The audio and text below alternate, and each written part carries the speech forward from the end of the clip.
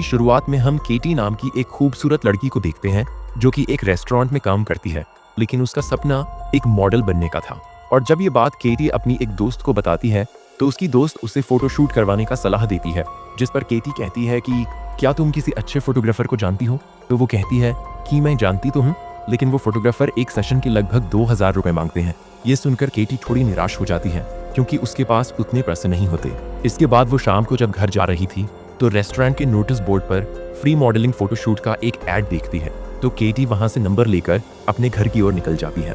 इसके बाद घर जाकर जब वो उस मॉडलिंग कंपनी में फोन लगाती है तो वो कहते हैं कि तुम्हें पहले हमें एक पिक्चर भेजना होगा, तो वो भेज देती है, जिसके बाद वो उससे कल 10 बजे आने के लिए कहते हैं। अब अगली सुबह केटी उस फोटोशूट वाली जगह पर पहुंचती है जहां पहले से ही फोटोशूट चल रहा था, और वहां जाकर केटी की मुलाकात 3 लड़कों से होती है जिनके नाम होते हैं इवन, जॉर्जी और निक। अब यहाँ पर केटी फोटोशूट के लिए अपने साथ कुछ एक्स्ट्रा ड्रेस लेकर आई थी, जिनमें से इवन एक ड्रेस को सिलेक्ट करता है और उसे चेंज करके वही ड्रेस पहनने को कहता है। इसके बाद वो ड्रेस चेंज करके आती है और उसका फोटोशूट होता है, लेकिन बाद में इवन उसकी कुछ फोटोज शूट के बाद रुक जाता है और केटी से थोड़ी और छोटी ड्रेस पहनने को कहता है, लेकिन केटी को ये सही नहीं लगता, इसलिए वो मना कर देती है। पर इवन उससे मनाने की कोशिश करता है और कहता है कि मॉडल बनने के लिए ऐसा ही करना पड़ता है, और अगर तुम्हें मॉडल बनना है तो तुम्हें भी ऐसा ही करना पड़ेगा। लेकिन केटी को यह सब बिल्कुल भी सही नहीं लगता, इसलिए वो वहां से सॉरी कहकर चली जाती है। अब अगली सुबह जब केटी जॉगिंग से आती है तो कोई उसके दरवाजे पर नॉक करता है, तो केटी दरवाजा खोलकर देखती है तो वहां जॉर्जी होता है, जो उसे एक पेन ड्राइव देने आया था जिसमें केटी की फोटोज हैं। लेकिन केटी मना कर देती है और कहती है कि मुझे फोटोज नहीं चाहिए।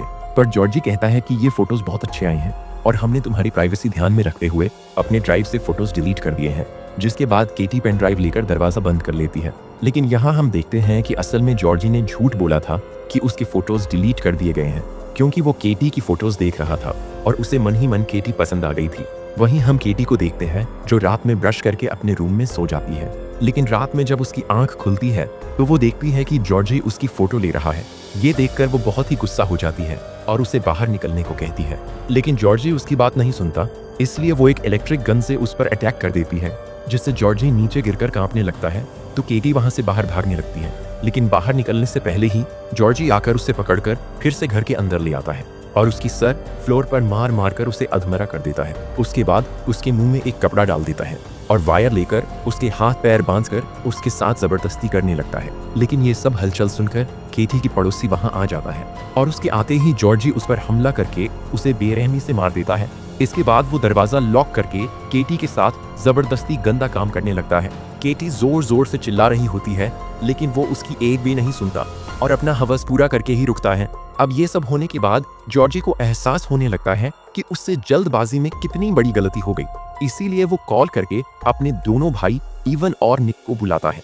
और जब वो वहां आते हैं तो इवन सबसे पहले तो जॉर्जी पर बहुत गुस्सा होता है कि तूने ये किया कांड कर दिया है, लेकिन फिर इवन प्लास्टिक के बैग लेकर दोनों को हाथ में पहनने के लिए कहता है और घर के सभी सामान पहले जैसा ही सेट करके सभी जगह से जॉर्जी के फिंगरप्रिंट्स भी मिटा देता है।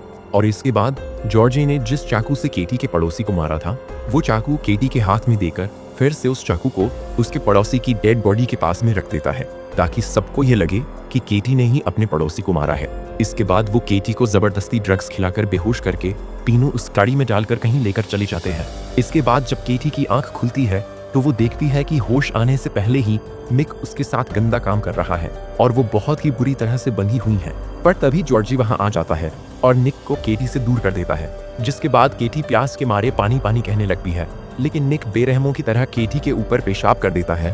तभी जॉर्जी उसे फिर से रोकने लगता है, जिससे दोनों के बीच हाथापाई शुरू हो जाती है और तभी वहां इवन आकर दोनों को रोक लेता है, जिसके बाद तीनों भाई केटी को वहीं रखकर चले जाते हैं। अब आगे हम देखते हैं कि जॉर्जी केटी को पहनाने के लिए एक ड्रेस और जूते लेकर आता है और केटी की हथकड़ी खोलकर वो ड्रेस उसे पहनाता है। लेकिन जब वो जूते पहनाने वाला होता है तभी केटी एक बाल्टी से उस पर अटैक कर देती है, जिसके बाद वहां की एक खिड़की से वो बाहर निकल जाती है और भागते भागते सड़क में आकर लोगों से मदद मांगने लगती है, लेकिन कोई भी उसकी मदद नहीं करता। तभी वहां पर एक पुलिस वाला आता है और साथ में एक डिटेक्टिव भी आ जाता है, जिसके बाद वो डिटेक्टिव केटी को अपने कार के अंदर बैठाकर उसे पूछता है कि तुम कहाँ पर रहती हो? तो वो बताती है कि मैं न्यूयॉर्क में रहती हूँ। फिर डिटेक्टिव उसे बताता है कि लेकिन तुम तो अभी बुल्गारिया में हो। ये सुनकर वो बहुत घबरा जाती है। इसके बाद डिटेक्टिव केटी को अपने ऑफिस ले आता है और उससे पूछताछ करने लगता है। लेकिन केटी कहती है कि मुझे अमेरिकन एम्बेसी जाना है।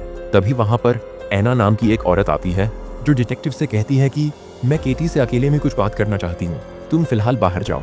फिर डिटेक्टिव के जाने के बाद एना उससे अपना नाम बताती है और कहती है कि मैं एक NGO चलाती हूँ जो ऐसे ही जरूरतमंद लड़कियों की मदद करता है। और वो कहती है कि जो भी तुम्हारे साथ हुआ है मैं वो तकलीफ समझ सकती हूँ। जिसके बाद वो केटी को अपने हाथ पर बने हुए कुछ निशान दिखाती है और कहती है कि मैं भी ये सब झेल चुकी हूँ। इसके बाद केटी एना से कहती है कि क्या तुम मुझे एम्बेसी ले जा सकती हो? जिस पर एना कहती है हाँ तुम चिंता मत करो, मैं तुम्हें एम्बेसी लेकर जाऊंगी। फिर रास्ते में एना केटी से कहती है कि मेरे घर चलो और एम्बेसी मेरे घर के पास में ही है, वहाँ मैं तुम्हें कुछ अच्छे कपड़े दूंगी और तुम नहा भी लेना। इसके बाद केटी एना का भरोसा करके उसके साथ उसके घर चली जाती है और यही केटी की सबसे बड़ी भूल होती है क्योंकि असल में एना इवान और जॉर्जी की सौतेली माँ होती है। इसके बाद एना केटी को घर के बेसमेंट में ले जाने लगती है जिसे देखकर वो बहुत ही ज्यादा शॉक हो जाती है। वो देखती है कि ये तो वही जगह है जहाँ से मैं बचकर भागी थी। तभी उसके सामने इवान आ जाता है और उसे पकड़कर फिर से उसी जगह पर जंजीरों से बांध देता है। अब थोड़ी देर बाद वहाँ पर जॉर्जी और इवन के बेरहम बाप एक इलेक्ट्रिक रॉड लेकर आता है और दोनों को बाहर भेजकर वो केटी के शरीर में जगह जगह पर इलेक्ट्रिक शॉक देने लगता है जिससे वो दर्द से जोर जोर से चिल्लाने लगती है। लेकिन वो बेरहम तब तक शॉक देता रहता है जब तक केटी अधमरी ना हो जाए और जब इससे भी उसका जी नहीं भरता तो वो भी उसके साथ बुरा काम करने लग जाता है। वहीं पास के ही एक रूम में हम एना को देखते हैं जो केटी के चिल्लाने की आवाज सुनकर रो रही होती है। अब ये मगरमच्छ के आंसू क्यों बहा रही है ये हम आगे जानेंगे। अब थोड़ी देर बाद केटी के पास इवन आता है और हम यहाँ देख पाते हैं कि केटी की हालत बहुत ही ज्यादा खराब होती जा रही है और वो किसी भी समय अपना दम तोड़ सकती है। लेकिन इसके बावजूद भी इवन उसे बहुत ही बेरहमी से मारने लगता है जिससे उसकी हालत और भी ज्यादा खराब हो जाती है। इसके बाद हम देखते हैं कि ये लोग जमीन में एक गड्ढा खोदते हैं और कैटी के पास आकर उसके सभी कपड़े फाड़कर उसको एक बड़े से बॉक्स में डालने लगते हैं और वो रोते हुए उनसे रिक्वेस्ट कर रही होती है। लेकिन ये लोग इसकी एक भी नहीं सुनते और उसे बॉक्स सीमत उसी गड्ढे में जिंदा दफना देते हैं और ऊपर से मिट्टी डालकर इस जगह को पहले की तरह नॉर्मल बना देते हैं। लेकिन केटी को इन लोगों ने जिस जगह दफनाया था उन्हें पता नहीं था कि वहाँ नीचे एक पुराना सीवर लाइन भी था और बॉक्स में वजन होने की वजह से वहाँ की मिट्टी खिसक कर बॉक्स नीचे गिरकर टूट जाती है जिससे केटी की जान बच जाती है। इसके बाद हम इवन और निक को देखते हैं जहाँ पर निक इवन से रात में पार्टी करने के लिए कहता है लेकिन इवन उसे मना कर देता है जिससे निक पार्टी में अकेले ही जाने का डिसाइड करता है। वहीं हम केटी को देखते हैं जहाँ पर केटी की हालत बहुत ही बुरी हो रही होती है और वो ठीक से चल भी नहीं पा रही थी। इसके बाद केटी को वहाँ पर एक कपड़ा मिलता है जिससे वो अपना शरीर ढक लेती है और वहाँ से बाहर निकलने की कोशिश करने लगती है। तभी उसे आगे जाते हुए वहाँ पर एक दरवाजा मिलता है जो कि सीधा चर्च में जाकर खुलता है। तभी हम चर्च के फादर को देखते हैं जिन्हें अचानक से कुछ आवाज आती है और जब वो जाकर वहाँ देखते हैं तो केटी खाने पीने का सामान चुरा रही होती है। जिसके बाद फादर उसे चोरी करने के लिए मना करते हैं और उसे खाने पीने के कुछ सामान और कपड़ों के साथ साथ एक बाइबल भी देते हैं। इसके बाद केटी वहाँ से सामान लेकर चली जाती है और फादर समझ जाते हैं कि इस लड़की के साथ जरूर कुछ बुरा हुआ है। इसके बाद केटी सीवर लाइंस को चेक करती है और देखती है कि कहाँ कहाँ पर बाहर आने जाने के रास्ते हैं। इसके बाद केटी फिर से चर्च में आती है जहाँ फादर आकर उससे बातें करने लगते हैं और उससे कहते हैं कि मैं पुलिस को बुलाकर तुम्हारी मदद कर सकता हूँ। लेकिन केटी उन्हें मना करके वहाँ से चली जाती है। तभी फादर देखते हैं कि उन्होंने केटी को जो बाइबल दिया था उसमें केटी ने वो चैप्टर पढ़ा है जिसमें बुरे लोगों को गुनाह की सजा देने के बारे में लिखा गया था। इसका मतलब केटी ने अब ठान लिया है कि अब वो अपने ऊपर हुए जुल्म का बदला चुन चुन के लेगी। अब आगे हम देखते हैं कि केटी उन लोगों के घर में घुसकर वहां से कुछ पैसे चुराती है और उन लोगों का पीछा करके पता लगाती है कि कौन किस समय पर कहां कहां रहता है। जिसके बाद अगली सुबह केटी खुद को दिखाकर जॉर्जी को अपने पीछे आने पर मजबूर करती है और उसे उसी सीवर लाइन में ले आकर उस पर हमला करके उसके गले में एक फंदा लगा देती है और उसे बेहोश कर देती है। जिसके बाद जॉर्जी को हम देखते हैं कि वो एक जगह पर बंधा हुआ है और केटी वहां आकर जिस तरह से जॉर्जी ने उसे टॉर्चर किया था उस तरह वो भी एक चाकू से उसके शरीर की जगह जगह पर घाव बनाती है। जिसके बाद उन घाव पर ग्रीस लगाकर उसे बहुत ही बुरी तरह से तड़पाती है। इसके बाद केटी निक के पीछे जाती है जहां निक एक बार में शराब पी रहा होता है पर उसके ड्रिंक में केटी ने पहले से ही कुछ मिला दिया था जो उसे पता नहीं था और वो शराब पीते ही उसे अजीब लगने लगता है और उसे उल्टियां आने लगती हैं। इसलिए वो उठकर वहां से बाथरूम में जाता है और अंदर आते ही केटी वहां आकर दरवाजा बंद कर देती है और उसे एक लात मारकर नीचे गिरा देती है और जिस तरह से उसने केटी के ऊपर पेशाब किया था वो भी उसकी गर्दन पकड़कर टॉयलेट के अंदर डाल देती है जो बहुत ही ज्यादा गंदा था और उसका सर वहां पर जोर से डुबोकर रखती है जिससे निकी वहीं पर बहुत ही बुरी तरीके से मौत हो जाती है। इसके बाद केटी दोबारा से जॉर्जी के पास जाती है और एक रॉड लेकर उसके घाव पर टॉर्चर करने लगती है और उसके मुंह में एक कपड़ा डालकर वहां से चली आती है। अब अगले सीन में हम जॉर्जी के फादर को देखते हैं, जो इतना बड़ा कांड करके चर्च में प्रेयर कर रहा था। तभी उसकी नजर केटी पर जाती है, जिससे वो बुरी तरह से घबरा जाता है और एना से कहता है कि मैंने अभी उस लड़की को देखा है।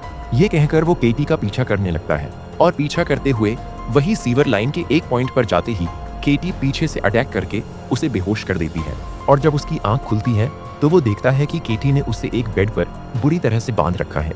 इसके बाद केटी एक इलेक्ट्रिक रॉड लेकर इसके मेन पार्ट पर लगाकर उसे शॉक देने लगती है, जिससे वो बुरी तरह से तड़पने लगता है और उसी की तरह उसके शरीर में भी जगह जगह पर शॉक देकर टॉर्चर करने लगती है।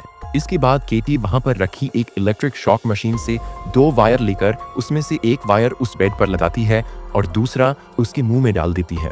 जिसके बाद जब वो मशीन ऑन करती है तो उसे जोर का इलेक्ट्रिक शॉक लगता है, जिससे उसके मुंह और शरीर से धुआं निकलने लगता है। और इस तरह तकलीफ से गुजरते हुए इस कहानी के सबसे बड़े पापी की यहीं पर मौत हो जाती है। इसके बाद हम एना को देखते हैं कि जब वो अपने घर पहुंचती है तो उसे वहां पर सारा सामान बिखरा हुआ दिखाई देता है और तभी उसे नीचे बेसमेंट से म्यूजिक की आवाज आती है। जिसके बाद जब एना चेक करने जाती है तो पीछे से केटी आकर उसे धक्का मारकर नीचे सीवर लाइन में गिरा देती है और फिर उसे एक बॉक्स में डालकर हाथ बांध देती है। इसके बाद जब एना की होश आती है तो वो खुद को बंधा हुआ और सामने अपने बेटे जॉर्जी को जख्मी हालत में देखती है, जो देखकर एना जोर जोर से रोने लगती है। तभी केटी उस बॉक्स का कवर लेकर आती है और एना के सर पर बार बार मार के उसे बेहोश कर देती है। वहीं जब इवन घर आता है तो देखता है कि घर का सारा सामान बिखरा हुआ है। जिसके बाद वो बेसमेंट में जाता है और उसी गड्ढे से सीवर लाइन में पहुंच जाता है और वहां पहुंचकर वो जॉर्जी को बहुत ही बुरी हालत में देखता है। तभी पीछे से केटी आकर उसके सर पर मार के उसे बेहोश कर देती है। इसके बाद सीन शिफ्ट होती है और हम चर्च के फादर और डिटेक्टिव को देखते हैं, जहां पर फादर उसे केटी के बारे में बता रहे थे। जिसके बाद डिटेक्टिव फादर से कहता है कि मैं केटी को जानता हूँ, क्योंकि वो पहले भी मेरे पास मदद के लिए आई थी, लेकिन बाद में कुछ ऐसा हुआ जिससे मैं उसकी मदद नहीं कर पाया, पर अब मैं उससे मिलना चाहता हूँ। इसके बाद फादर डिटेक्टिव को उसी दरवाजे तक लेकर आते हैं जहाँ से केटी बचकर पहली बार चर्च में आई थी। फिर डिटेक्टिव केटी को ढूंढते हुए वहाँ से आगे बढ़ने लगता है। वहीं हम इवन को देखते हैं, जिसको केटी ने बांध रखा होता है। तभी उसके पास में पड़े बॉक्स के अंदर से एना की आवाज सुनाई देती है, तो वो उसे चुप रहने को कहता है। जिस पर केटी कहती है कि तुम्हें अपनी माँ से इस तरह बात नहीं करनी चाहिए। तो इवन कहता है कि वो मेरी माँ नहीं है, क्योंकि मेरी माँ के गुजरने के बाद मेरे बाप ने तुम्हारी तरह ही उस औरत को किडनैप किया और कई बार उसके साथ जबरदस्ती करने के बाद जॉर्जी पैदा हुआ और तभी से वो हमारे साथ ही रहने लगी। इसके बाद केटी बॉक्स के पास जाकर एना को खोलती है और उसे कहती है, सबसे बड़े पापी तो तुम हो। तुम चाहती तो मुझे बचा सकती थी, लेकिन तुमने ऐसा नहीं किया और न जाने तुमने कितनी लड़कियों को इन दरिंदों का शिकार बनने दिया। इसलिए अब देखो अपने बेटे जॉर्जी की बदतरीन हालत। जिसके बाद उसी के सामने ही जॉर्जी दर्द से जूझता हुआ आखिरकार अपना दम तोड़ देता है। जिसके बाद वो एना की बॉक्स एकदम से लॉक कर देती है। इसके बाद केटी फिर से इवन के पास आती है और उसके अखरोट को एक शिकंजे में फंसाकर उसे टाइट करने लगती है, जिससे इवन दर्द से चिल्लाने लगता है। लेकिन केटी उसकी एक भी नहीं सुनती और तब तक उस शिकंजे को टाइट करती रहती है जब तक उसके अखरोट बुरी तरह से फट नहीं जाते। तभी डिटेक्टिव वहां आ जाता है और केटी को यह सब करने से मना करता है, पर तभी अचानक इवन उठ जाता है और पीछे से केटी का गला दबाने लगता है। ये देखकर डिटेक्टिव इवन के सर में गोली मार देता है और उसका काम तमाम हो जाता है और आखिर इवन के मरने के बाद केटी की इंतकाम पूरी हो जाती है। इसके बाद केटी वहां से जाने लगती है तो डिटेक्टिव उसे सॉरी कहता है, क्योंकि शुरुआत में उसने मदद नहीं कर पाया था। अब कहानी के आखिर में हम केटी को अमेरिकन एम्बेसी जाते हुए देखते हैं और इसी के साथ ही ये कहानी यहीं पर खत्म हो जाती है। अगर वीडियो अच्छी लगी तो लाइक और सब्सक्राइब जरूर करें।